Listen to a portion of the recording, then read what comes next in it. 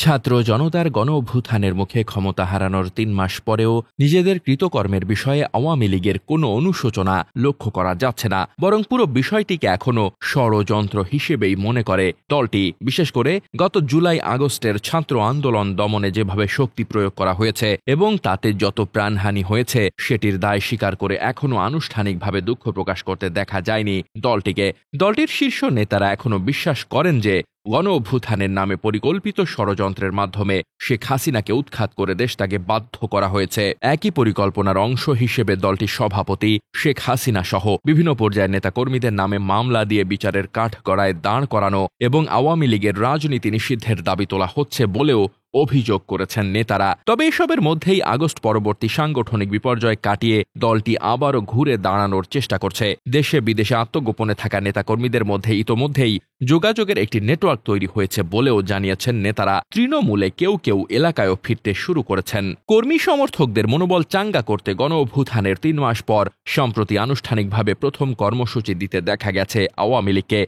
তবে এখনই সরকার বিরোধী আন্দোলনে নামার পরিকল্পনা নেই বলে শীর্ষ নেতাদের সঙ্গে কথা বলে জানা যাচ্ছে।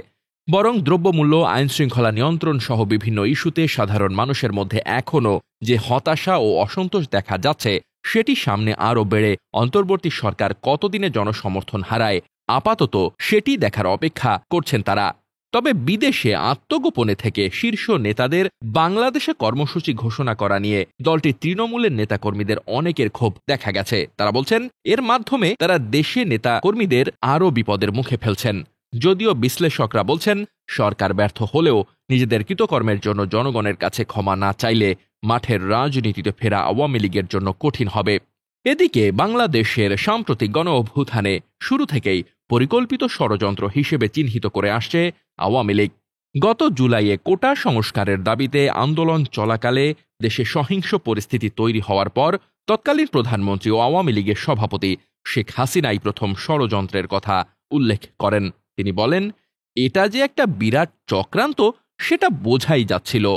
ক্ষমতা হারানোর ৩ মাস পরেও আওয়ামী লীগ একই কথা বলছে। আওয়ামী লীগের যুগ্ম সাধারণ সম্পাদক আ.ফ.ম. বাহাউদ্দিন নাসিম বলেন, এটা যে একটা পরিকল্পিত ষড়যন্ত্র ছিল ইউনূস সরকারের কথাবার্তা ও কাজকর্মেই সেটা ক্রমেই পরিষ্কার হয়ে যাচ্ছে। তিনি আরও বলেন, সরকারের প্রধান উপদেষ্টা নিজেও সে কথা স্বীকার করেছেন।